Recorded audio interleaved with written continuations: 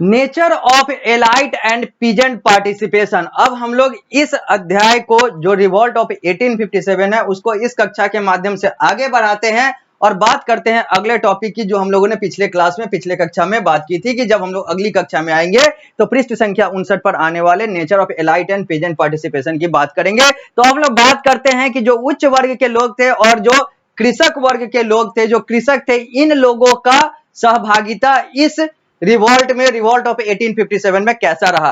तो लिखा हुआ the leaders of the revolt were princes and landlord. जो इस रिवॉल्ट का जो नेतृत्व करता थे वो राजा महाराजा, जमींदार, ऐसे ऐसे लोग थे। आगे लिखा हुआ है though they led the people against the British forces their aim was not to establish a new order.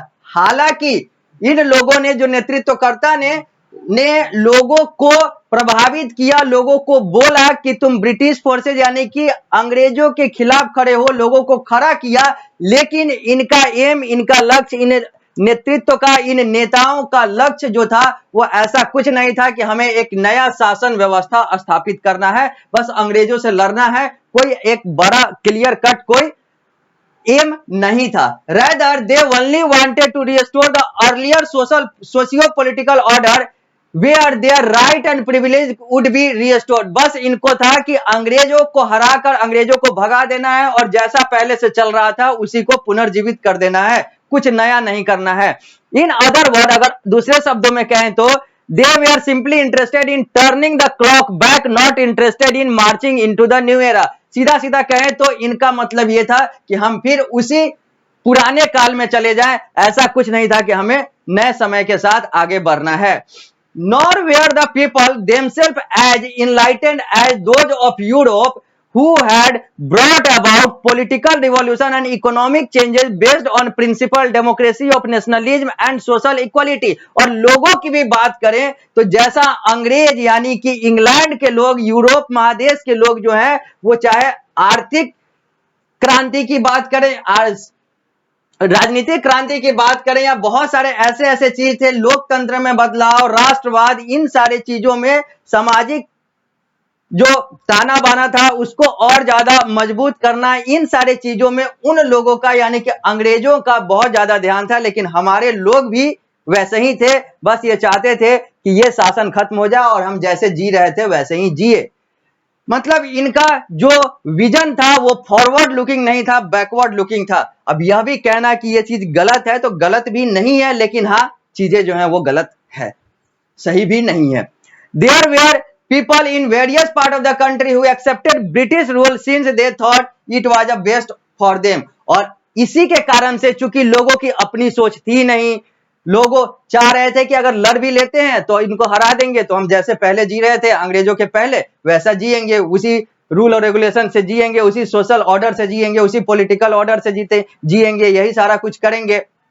अब चूंकि इन्हें आगे का कुछ विजन, आगे की कुछ सोच थी नहीं, तो क्या था कि ये लोग अंग्रेजों के जो आगे वाले जो सोच थे उसी से प्रभावित हो रहे थे और उसी को एक्सेप्ट कर रहे थे, उसी को मान रहे थे, क्योंकि इनका नेतृत्व, इनके जो नेता थे वो भी इनको प्रभावित नहीं कर पा रहे थे, क्योंकि वो खुद प्रभावित नहीं थे, वो खुद उतने जानकार और ज्ञानी नहीं थे या फिर फॉरवर्ड लुकिंग नहीं थे। अब हम लोग इस चित्र की बात करते हैं। हम लोग अगले पृष्ठ पर आ चुके हैं, पृष्ठ संख्या हम लोग 60 पर आ चुके हैं। सबसे पहले इस चित्र को देख लें, यह है क्वीन विक्टोरिया, महारानी विक्टोरिया। अब हम लोग आगे बढ़ते हैं। लिखा हुआ है आउटकम ऑफ द रिवॉल्ट। इस रिवॉल्ट का आउटकम क्या निकला, यानी कि आखिर इस विद्रोह का जो निष्कर्ष है वो क्या निकला, उसकी बात करते हैं। The revolt was crushed, but the sacrifices of the revolutionary did not go in vain। Revolt को तो दबा दिया गया, विद्रोह को तो खत्म कर दिया गया, लेकिन जो बागियों का, जो क्रांतिकारियों का जो सैक्रिफाइस था, जो उनका बलिदान था, वो बर्बाद नहीं गया, व्यर्थ नहीं गया। It produced far reaching consequences, और इसके बहुत दूरगामी परिणाम निकले। और 1857 के बाद मात्र 90 वर्षों में भारत जो है वो स्वतंत्र हो गया। तो अब वही लिख रहा है, कुछ आउटकम्स हैं यहां पर, वही देख रहे हैं। पहला है it ended the rule of East India company. अगर हम लोग इस रिवॉल्ट की बात करें तो इस रिवॉल्ट में हम लोग तो हार गए, हम लोगों को वो लक्ष्य की प्राप्ति नहीं हुई जिसके लिए हम लोग लड़ रहे थे। लेकिन इससे जो ईस्ट इंडिया कंपनी यानी कि जो व्यापारी अंग्रेज का जो शासन था वो समाप्त हो गया, क्योंकि इससे अंग्रेजों को, अंग्रेज की रानी महारानी को दिख गया, राजा महाराजा को दिख गया, अंग्रेज के शासकों को दिख गया इंग्लैंड से कि ये ईस्ट इंडिया कंपनी अब उतनी ज्यादा शक्तिशाली नहीं है, नकारी हो चुकी है। इसलिए ईस्ट इंडिया कंपनी का शासन आफ्टर 1857 रिवॉल्ट समाप्त हो जाता है और भारत सीधा अंग्रेजों के अधीन हो जाता है, यानी कि महारानी के शासन में चला जाता है। वही लिखा हुआ है, it ended the rule of East India Company, the Indian Empire was placed directly under the British Crown और Queen Victoria was proclaimed the empress of India, और क्वीन विक्टोरिया को भारत की महिला शासक या फिर भारत की शासक मान लिया जाता है। The rule of the Mughal and that of the Peshwa came to an end, और मुगल शासन और पेशवा शासन भी समाप्त हो जाता है। और हम लोगों ने देखा था कैसे बहादुर शाह जफर द्वितीय को अंतिम मुगल शासक माना जाता है, जिसके मृत्यु के बाद वो जो ग्लोरियस मुगल साम्राज्य जो था तथाकथित वो समाप्त हो जाता है। आगे, governor general was made the viceroy and he was subordinate to the secretary of the state। Governor general was made the viceroy, वो वायसराय बनते गए, और he was subordinate to the secretary of the state, और वो subordinate यानी कि एक follower या फिर कहे तो सेक्रेटरी ऑफ द स्टेट के अधीन काम करने लगे। चौथा, the Indian ruler was assured that their states would no longer be taken over, और भारतीय शासकों को यह संभावना दी गई, यह बोला गया कि निश्चिंत किया गया कि अब तुम्हारे शासन क्षेत्र को हम लोग अपने अधीन नहीं लेंगे, तुम लोग जिस जिस क्षेत्र के शासक हो अपना शासन चलाओ। इस 1857 के रिवॉल्ट के बाद they were also given the authority to declare their adopted son as their legal heir, और उन्हें यह भी अधिकार दिया गया कि जो तुम अपना दत्तक पुत्र, जिस पुत्र को तुम अडॉप्ट करते हो, दत्तक बनाते हो, उसे भी तुम अपना अधिकारी, उत्तराधिकारी बना सकते हो। हेयर्स का मतलब उत्तराधिकारी। The Indian masses were given assurance that they would not be forced to embrace Christianity, Indian were also promised high position according to their merit.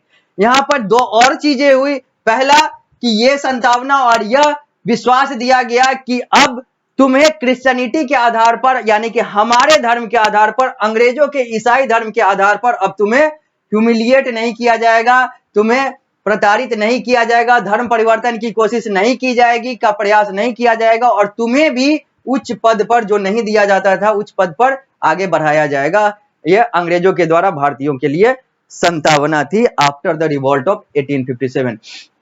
छठा पॉइंट कहता है the British began to follow the policy of divide and rule policy.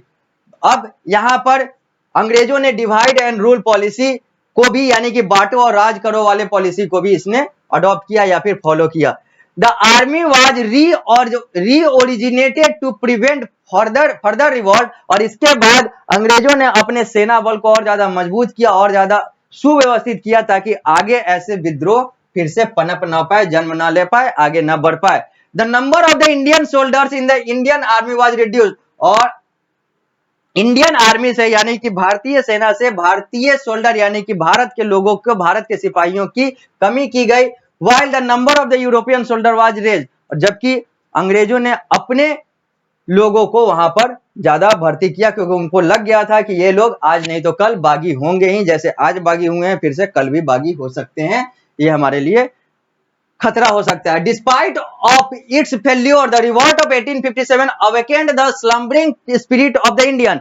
यह fail तो हो गया, असफल तो हो गया, लेकिन इसने भारतीयों के अंदर वो लौ जगा दी, वो देशभक्ति की लौ जगा दी।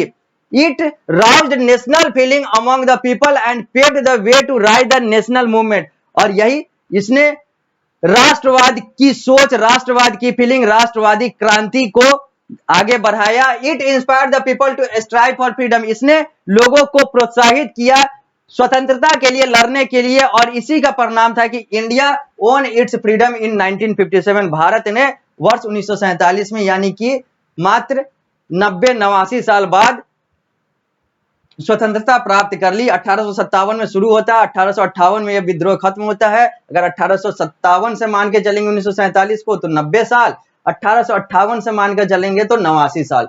अब हम लोग जब अगली कक्षा में आएंगे तो हम लोग बात करेंगे क्वीन विक्टोरियाज प्रोक्लेमेशन की बात करेंगे, nature of the revolt of 1857 की बात करेंगे और उसके बाद हम लोग और भी बहुत सारी चीजें देखेंगे इस अध्याय में। तो इस कक्षा को देते हैं यहीं पर विराम, मिलते हैं अगली कक्षा में, तो इस अध्याय को यहीं से आगे बढ़ाएंगे।